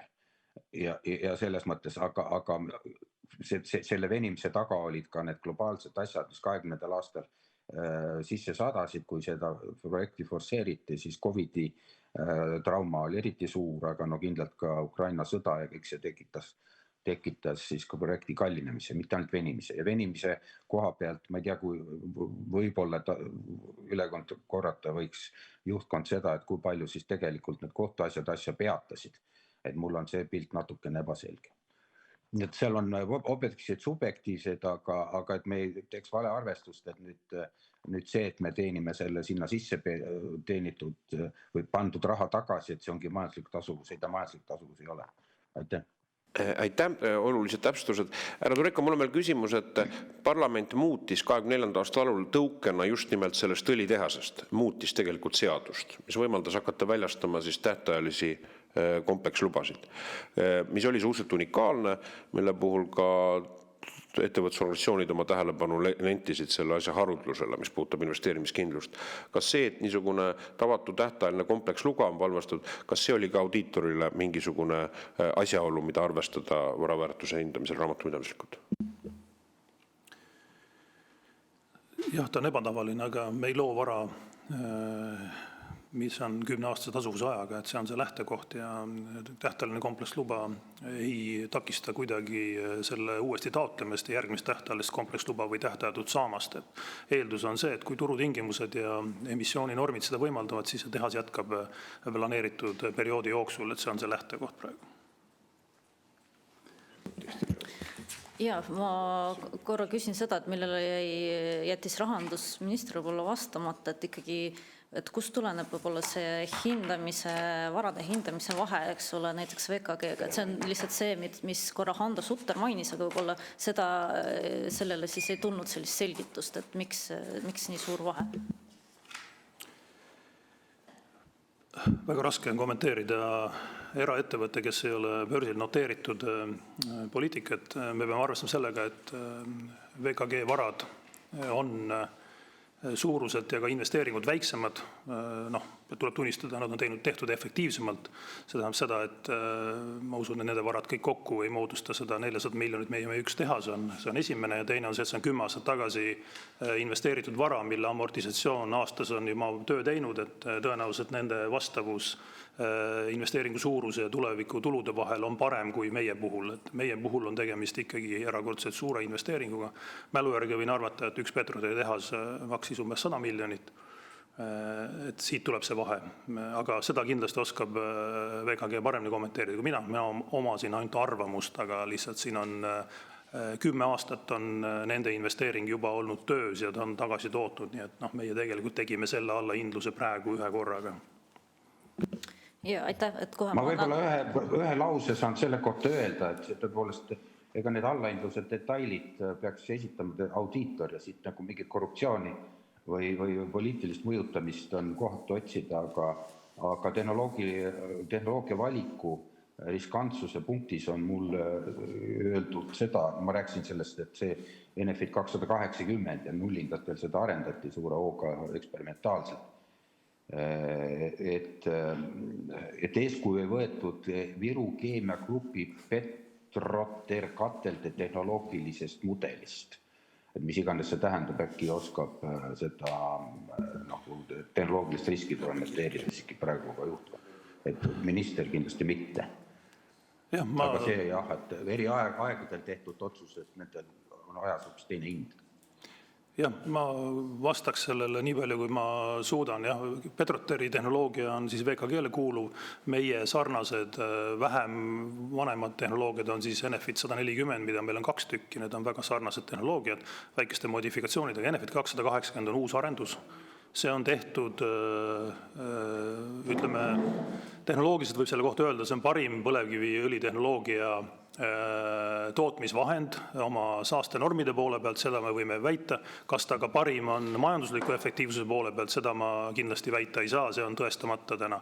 Nii et selles mõttes, et nüüd on küsimus, et Eesti Energia on teinud suure investeeringu selle tehnoloogia arendusse, meie ülesanne see tagasi teenida ja väga selgelt need näited, mis ka läbi käisid, VKG strateegia töötada sellise läbi, ütleme, ennast tõestanud tehnoloogiaga teenitud tulu on parem kui meie uute arendustega. Me kindlasti ka sinna jõuame, aga meil on suuremad kulud sellega seoses olnud. See on täna ka faktipõhine. Ja mul on ainult kiire küsimus veel ka audiitori kohta, et te ütlesite, et audiitor on PricewaterhouseCoopers. Kui pikalt olete nüüd Eesti Energia sellega koostööd teinud? Jään vastus võlgu. Need 2 aastat ja 11 kuud olen mina teinud Pricewaterhouse'iga koostööd. See vastus on, et 25 aastat ja pole ühtegi teist sellist riigi äriühingut, kes oleks niivõrd truu ühele kindlale audiitorfirmale. Et see on juba selline natukene laiem arutelu. Aga nüüd siis lähme küsimuste juurde. Võib-olla me kuulaksime ära, võib-olla meil on küsimus härra Allas. Et siin oli küsimus, jah. Audiitor valib ikkagi majanduslike kaalutlustel nõukogu ja minu arust see ei peaks olema korruptsioonikomisjoni teema. Et ma ei usu, et proua Kovalenkol on võrreldavat juhtimiskogemust, et selliseid küsimusi nagu püsti on. Nii, härra Allas. Aitäh.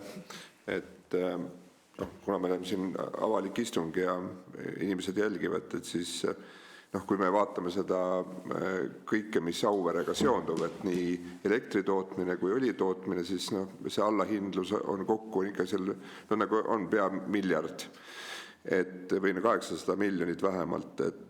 Aga minu küsimus on nagu selline pisut laiem, et kui nüüd tagasi minna, ja see on härra Tureikole, et kui saaks aastaid tagasi minna, kuhu see raha oleks mõistlik olnud panna? Et täna Eesti rahval seda ei oleks seda kahju vaja kanda. Et lihtsalt mõnikord on vaja tagasi ka vaadata, et saada tuleviku otsuseid teha, mitte sellepärast, et kellelegi näpuga väga näidata. Aus vastusena ma ei oska selle vastata, aga vastan siis, et allahindlused sel perioodil, kui mina ettevõtte juhtana on 986 miljonit, see on peaaegu miljard.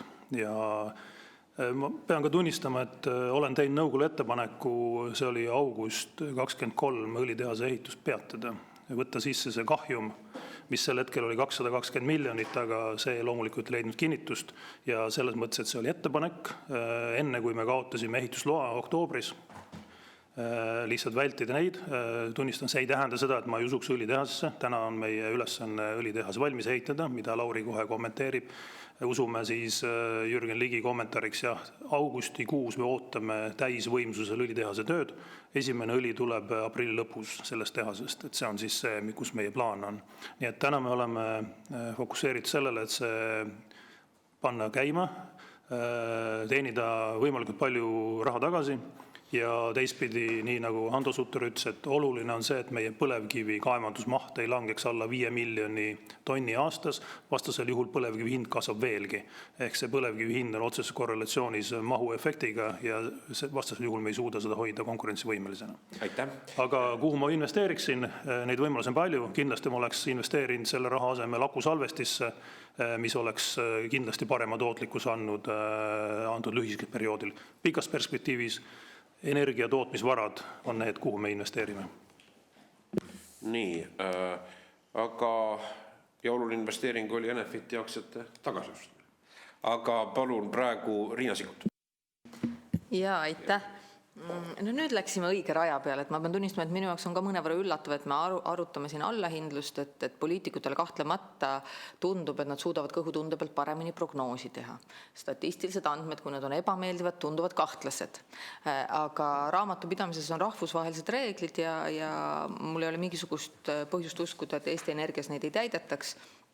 Et see on see, mida me peame arvesse võtma, et me ei saa seda allahindlust siin laua taga kuidagi ümber teha või tagasi pöörata ja need kiiresti muutuvad olud võivad neid otsuseid tingida, aga siis tuleb see aeg ära oodata. Nüüd, mina arvan samamoodi, et ka see allahindluse otsus või tõesti see ligi miljard, mis viimastel aastatel allahindlusi tehtud, tegelikult peaks meid panema küsima, et millise info alusel, kuidas tehti omal ajal see otsus õlitehas rajada ja tõepoolest, et kas on sealt midagi õppida või midagi muud, mida me peaksime avalikus sektoris ümber tegema, sest ka mina olin ka valitsuses seda meelt, et tegelikult tuleks see kahju sisse võtta. Mitte sellepärast, et sealt ei ole võimalik võib-olla siis loodetavasti augustis tulu hakata teenima, aga ajud ja töötunnid on meil väga piiratud ressurss. Ja Kaja Kallase teises valitsuses. Ja ma ei ole kindel, kas see viimaste aastate inimeste... Ma võin sulle kuupäeva pärast otsida, aga... See oli november 23. November 23, näed, tuli vastus. Siis, et kui see pingutus oleks läinud mingisuguse teise tegevuse suunas, siis ma arvan, me ühiskonnana oleks palju rohkem võitnud. Et soovin jõudu härra Tureikole, aga tuleb leida motivatsioon, siis kui praegu on mõistlik sellega edasi minna, tuleb leida see motivatsioon ja see kuidagi lõpuni viia. Aga ühiskonnana me võib-olla seda tüüpi projekte ei peaks ette võtma.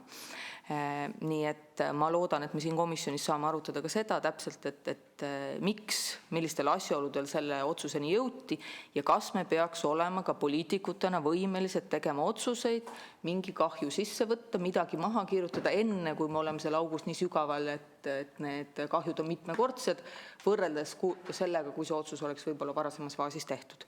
Aga see oli ainult kommentaar, mul küsimust ei ole. Nii, proua Ingerainen. Ja, aitäh. Esiteks ma tunnen ka ennast natuke ebamugavalt, et ma siin mingit korruptsiooniga seost ei oska näha ja vabandan teie ees, et see komisjon sellisena on kokku kutsutud. Aga mul on, Andrus, küsimus võib-olla natukene lihtsameelne, aga vahepeal on meeletu tehnoloogia nagu areng.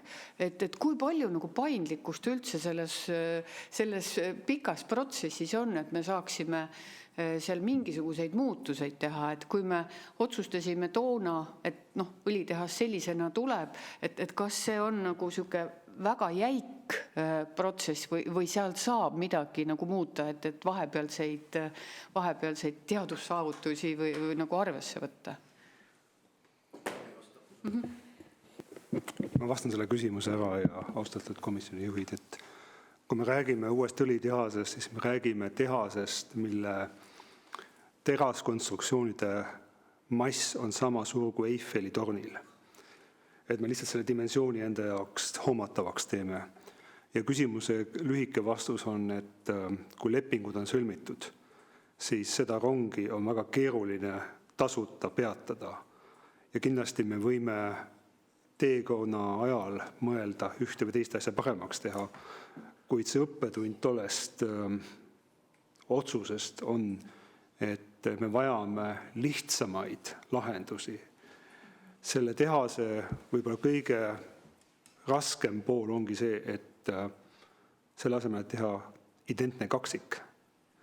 Tegime sellest ikkagi suure sportlase oodates ja täna me vaatame, et see sportlane vajab võib-olla hoopis teistsugust nii-öelda, ma seda ei saa nüüd öelda.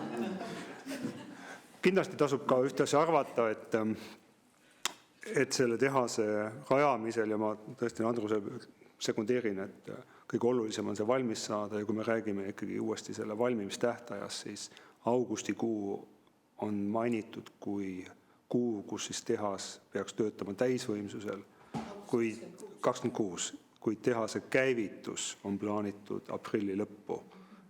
Ehk siis käivitus ei ole nagu teleka sisse lülitamine, et kohe tuleb pilt ette, aga see on nädalate küsimus, kui see tehas oma tööd alustab.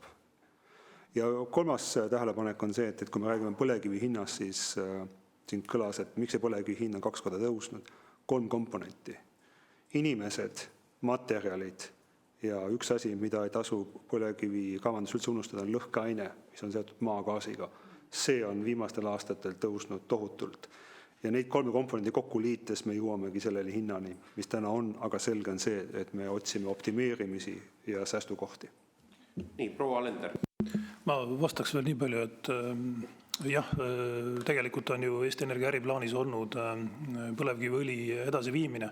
Ma veel kord ütlen, Enefit 280 tehnoloogia on kõige parem õlitootmistehnoloogia maailmas.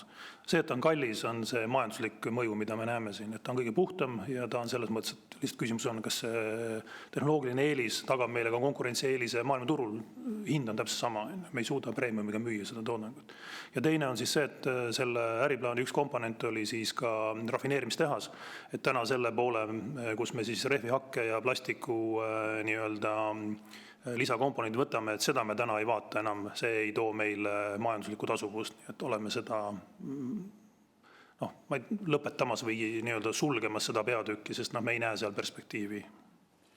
Vabandust, ma küsin, ma saan aru, et Diana küsimus tegelikult oli, et kui palju on võimalik tehnoloogia arenguga muuta seda, mis on püsti pandud. Ja mina olles käinud tuumajaamas, minu üllatus oli see, mitte midagi ei ole võimalik. See, kuidas see püsti on pandud, areneb see tehnoloogia siia või sinnapoole.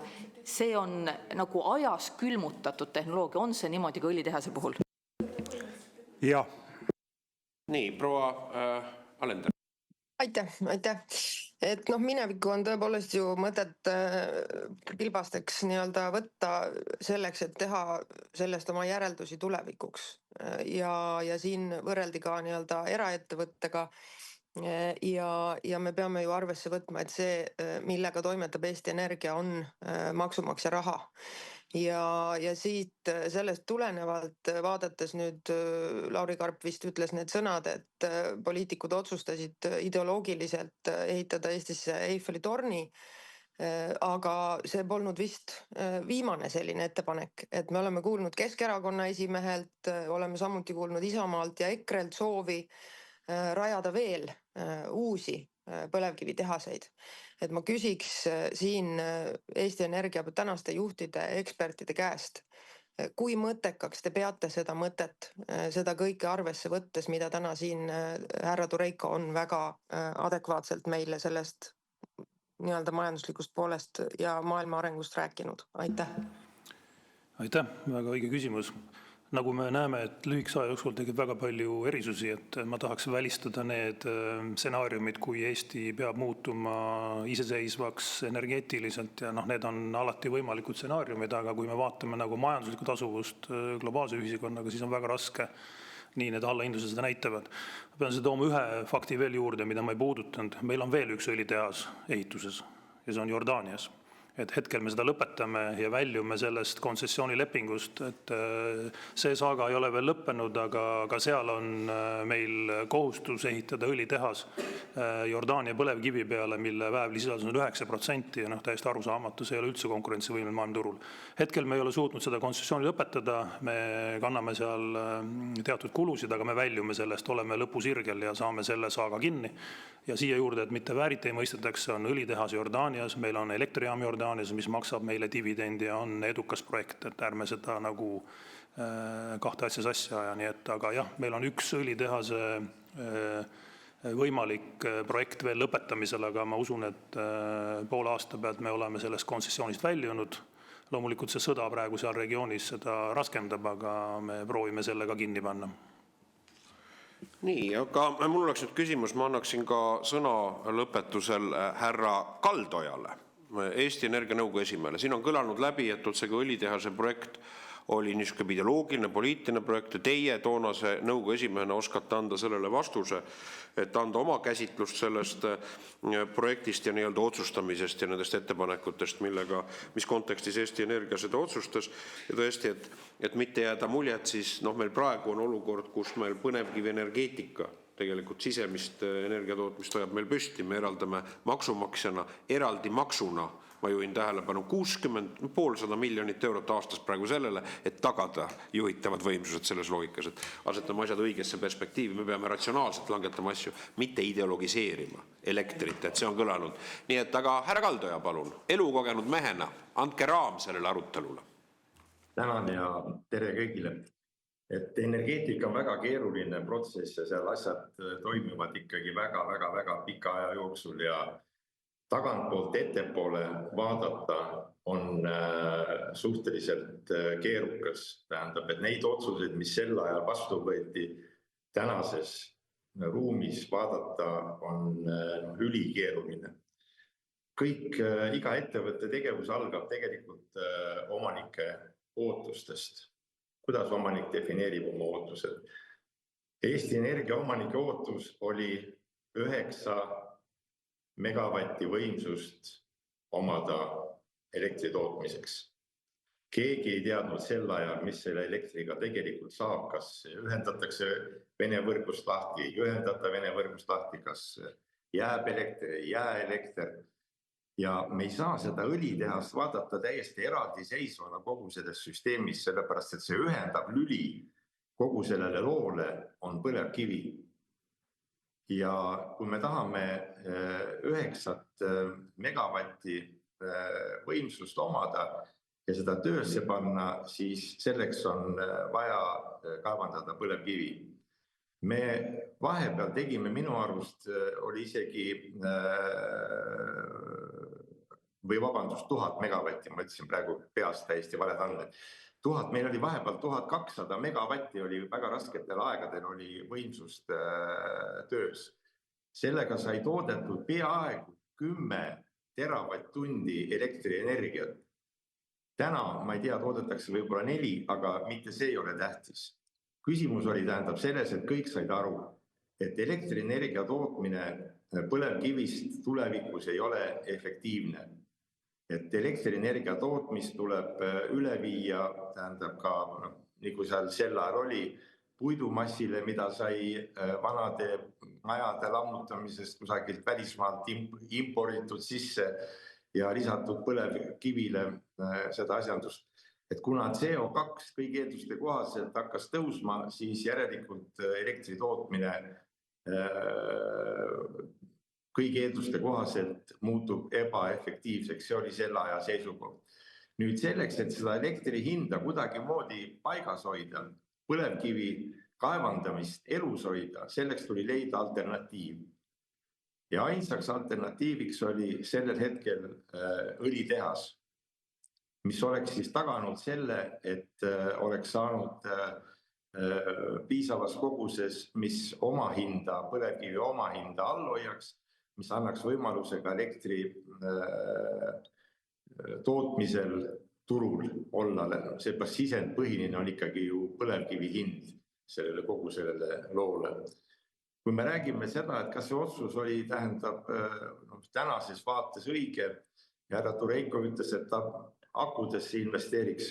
Ma tuletan meelde, et sel hetkel, kui need arutlused käisid, ei teadnud akuparkidest keegi suurt mitte midagi ja 10 aastat ei olnud Eesti investeerinud ühtegi senti, ühtegi roheenergia tootmisse. Esimene tähendab roheenergia suurem tootmine, mis tuli, oli isegi mitte riigi toel, vaid vastu turgu Tootsi tuulepark, kui te mäletate seda asjandust. Nii et kui me vaatame seda õlitehast, siis me peame vaatama 2 asja. Peame vaatama realistlikult sellele, milline situatsioon sellel hetkel oli, et elekter, et toas lambid põleksid inimestel, et tõesti see tootmine käiks, et põlevkivi kaevandataks. See miinimum oli tõesti, nagu härra Tureiko ka ütles, et oli 6 eurot megavatt-tund ja oli ka mingi 6000 või 6 miljonit tonni see tarbimine. Nüüd küsimus on tähendab selles, et täna peaks vaatama, et kuidas võimalik kiiresti seda tootmismahtu üles tõmmata, et põlevkivi hinda alla saada, elektri hinda alla saada ja õliga tegelikult hakata nagu raha teenima. Et kuidas need arvutused, mis asjandused, tänane turg on väga volatiivne. Me näeme päevast päeva, keegi ei osanud öelda, et mingid sõjad tulevad, suured epideemiad vahepeal, kohtuasjad. Loomulikult see allahindluse küsimus, seda ma mäletan Eesti Energia ajas, see oli alati audiitoritega väga tõsine teema, et pidi väga tõsiselt argumenteerima, et miks me seda allahindama ei peaks. Nii et see on puhas raamatupidamislik asi ja seal ütleme, et tuleb see kompromiss alati leida lähtuvalt turust ja sisenditest. Aga ma leian seda, et praegu ikkagi peaks püüdma neid sisendite hindasid võimalikult alla tuua ja seda saab teha selle kaevandamise koguse suurendamisega. Ja mõeldud oli see tõesti, et 15 aastaga me kaevandame maa-alused kaevandused tühjaks ja lõpetame selle põlevkivi protsessi Eestis üldse ära. Ja küsimus on ka selles, et kui me täna neid maa-alused kaevandusi tühjaks ei tee, siis nende üleval hoidmine, nende elus hoidmine, see tähendab seda, et vee välja pumpamine, õhu sisse pumpamine on suhteliselt kallis tegevus. Ja seda ei ole sellisel juhul mõtet teha ja kui need kunagi vee alla lastakse, siis sealt enam ühtegi kilo põlevkivi sealt enam välja ei too.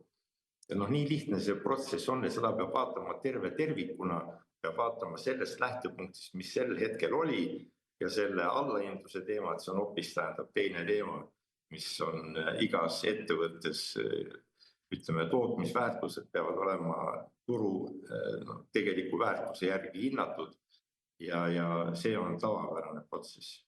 Aitäh! Aitäh, härra Kaldo, niisuguse visiooni eest. Ma täpsustan üle veel, et kuna siin eelnevatest võib-olla ka repliikidest on jäänud kuidagi kõlama nii poliitilised valikud ja nõnda, eks ole tehtud, et kas Eesti Energia nõukogu ka kiitis heaks kui olid need taotlused sellele investeeringu tegemiseks ja kas teie nõukogu juhina tajusite midagi, et see oli mitte nii-öelda äritegevusest tingitud otsused, mida tehti või mingiks hoopis poliitilised motiivid või ideoloogilised motiivid? Või tegutses Eesti Energia nõukogu neid ka seda nii-öelda äriplaani heaks kiites, investeeringuotsuste heaks kiites, ennekõike ettevõtte laiemate majandushuvide ja omaniku ootuste pinnalt? Ikka me lähtusime loomulikult selleks, et Eesti inimestel ükstaspuha mis olekus, kui näiteks ka elektri side Venemaaga kaob, et inimestel oleks toad valged ja see tähendab seda, et põlevkivi tuleb teha ja põlevkivist midagi targemat sellel hetkel teha ei olnud, kui ainult õli, sellepärast et õli CO2 läheb kaasa koos õliga piltlikult öeldes ja see CO2 seda hinda tähendab ei mõjuta. Kuidas ta tulevikus olema hakkab, on raske öelda, aga need arvutused näitasid, et selleks ajaks võib olema selle õlitehase kulud kaetud. Aitäh, härra Kaldo, ja proua Alendril on repliik või siis härra Kaldole küsimus? Ja küsimus härra Kaldole, aitäh, head komisjoni esimehed ja osalejad, et härra Kaldo, te ütlesite, et tol ajal siis umbes 15 aastat tagasi oli see plaan siis väljuda põlevkivist ja liikuda edasi muudele lahendustele, väga mõistlik plaan ja minu küsimus on lihtsalt, tol ajal oli majandusminister Juhan Parts, et milline siis oli majandusministri plaan, et kuidas siis selle 15 aasta pärast ehk siis praegu see varustuskindlus tagada ja milliseid samme siis astuti, kus see plaan fikseeriti, milliseid samme ette võeti? Aitäh. Ja ma saan aru teie küsimusest, aga ma ei oska sellele vastata, kuna mina sellel ajal nõukogus ei olnud. Neid nii pikkasid aegasid ma ei tea. Ei, ma mäletan küll, et kui härra Ansip oli peaminister, me libisime sinna aega taga, siis oli väga jõudsasti põlevkivienergeetika arendamine ja Auvere 1 ja need otsused võeti vastu. Aga loomulikult siin on praegu meie teema, siin ei ole mõtet ju poliitikute vahel teha illusiooni. Üks asi oli, me tuvastasime faktilisi asjaolusid, mida andsid meile, kirjeldasid neid mõttekäike, mis olid aluseks otsusele Eesti Energia toonased juhid. Eesti Energia praegused juhid kirjeldasid kiretult, milline on olukord, kus me asetseme, eks ole, selle raamatupidamisliku allahindluse koha pealt. Ja loomulikult ta põimub nüüd ka energiapoliitilisse valikutesse, seda on võimatu lahutada siin teemast, seda on tunta ka ju, kui poliitikud on laua taga ümber erinevate vaadetega. Et ma arvan, et ma teeksin ettepaneku, siis praegu me oleme arutanud seda siin koha peal panna sellele koma. Ma ei välistaks seda, et me selle teema juurde naaseme, eks ole, kui ettepanekuid komisjoni liikmetel on.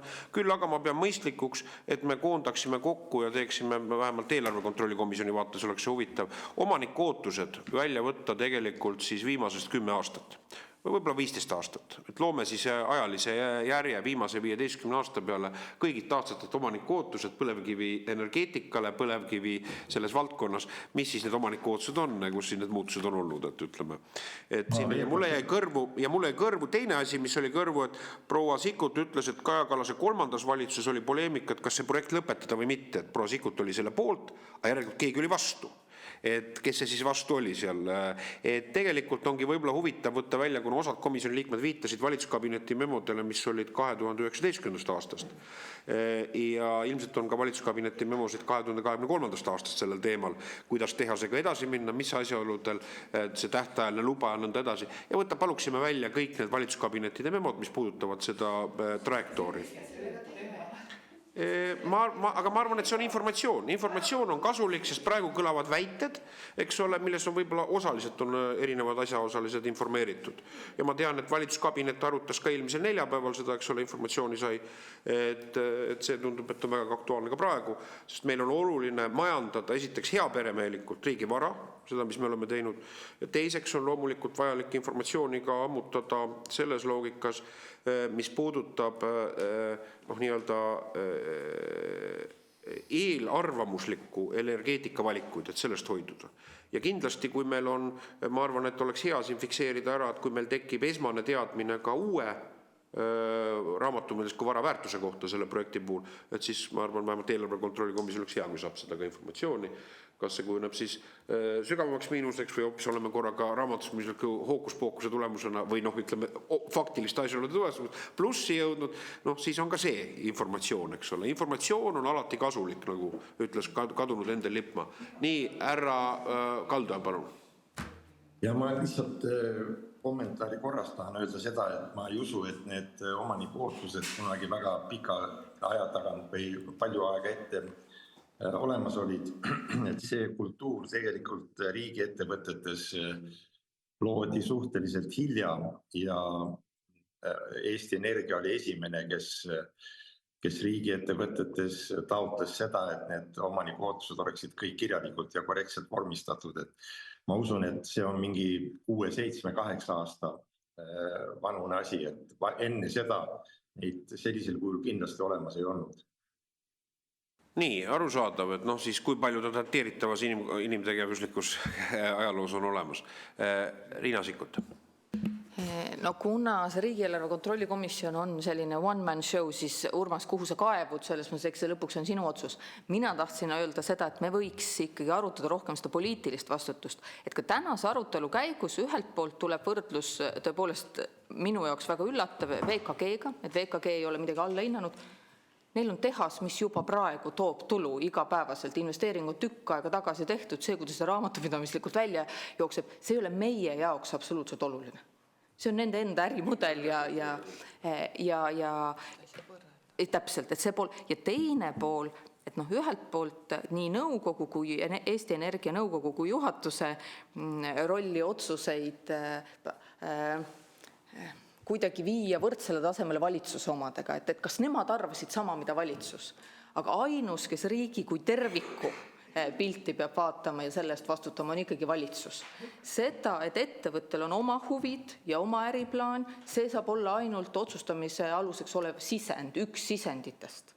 Ja seega vastutus on ikkagi poliitikutel, mitte nõukogul, juhatusel või eraettevõttel selle eest, milliseid otsuseid me põlevkivi energeetikas oleme teinud. Aitäh. Ja kui ma repliigin ütlen, täiesti õige. Sellest ma ei palunud Viru Keemiagrupi nõukogu koosolekute protokolli.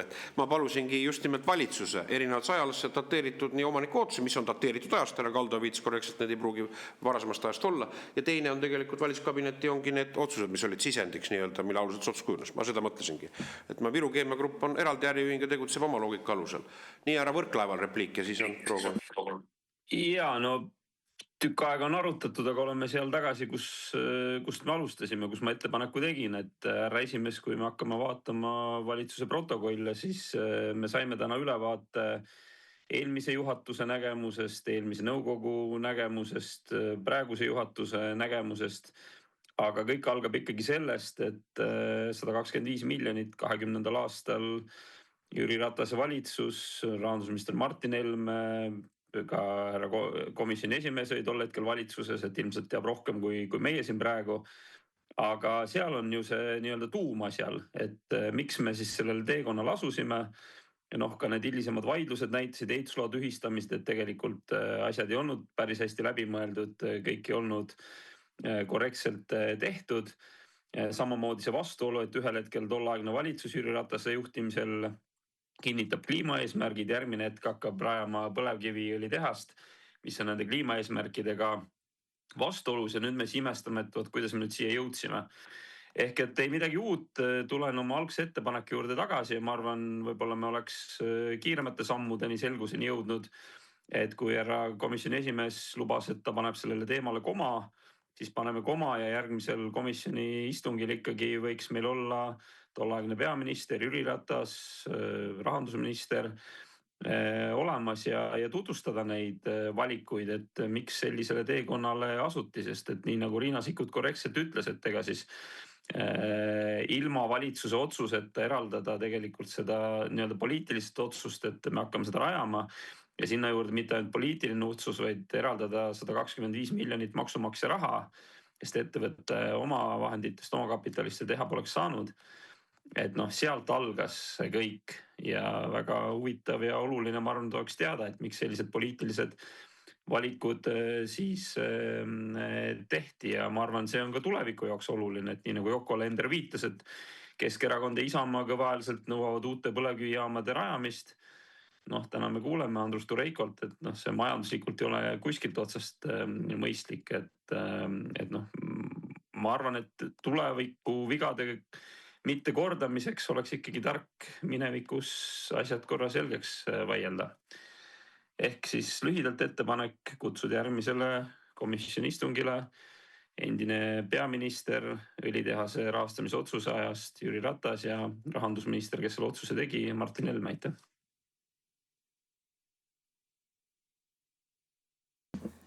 Ja aitäh, et võib-olla lihtsalt ka korruptsioonivastase erikomisjoni poolt ka, et jah, rahandusministrit enam ei ole, et ma tean, et rahandusministrit üleüldse natukene ajab närvi komisjoni poolt rohkem selle nime pärast, aga et kuna komisjoni liikmetelt on laekunud ikkagi palve, et seda teemat arutada, ma saan aru ka praegu Riina Sikkuti poolt, et tegelikult meie komisjon on alati hinnanud poliitiliste otsuste läbipaistvust, kas on olnud mingit näiteks mõjutamist, poliitilist mõjutamist, ükskõik mingit väljaspoolt mõjutamist ja ma arvan, et see, mida ka riigieelarve kontrolli erikomisjoni esimees mainis, et need valitsuskabineti istungite väljavõtted on kindlasti ka meile olulised ja mina tegelikult küsiks ka laiemalt, et see on väga huvitav, et tehakse, eks ole, otsuseid, samal ajal tuleb välja, et omanike ootuseid isegi siis ei olnud isegi lahti kirjutatud, et tegelikult see on ka selline võib-olla laiem küsimus, et kuidas neid otsuseid tehti. Riigi ettevõtete juhtimise praktika ongi ajaloos väga palju muutunud, ma ei saa öelda otseselt, et halvemaks oleks läinud. Aga mis ajaloos tagasiminek ikka meile annab, et meil ei ole olulisemaid asju siin arutada, et ma saan aru, kui see on ülikooli ajaloo mingisugused bakalaureuse tööd või magistritööd, või politoloogia, aga meil on nii palju neid ägedaid asju, mida me peaksime praegu arutama, et ma ei poolda väga, et me ajaloos lähme tagasi, eriti korruptsioonikomisjonis.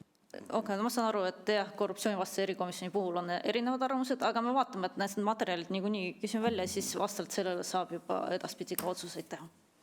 Selge, aga siis ma tänan kõiki osalejaid, võtame erinevad ettepanekud teadmiseks, koondame informatsiooni ja selle pinnalt siis vaatame edasi. Aitäh kõigile ja sellega on koosolek lõppenud.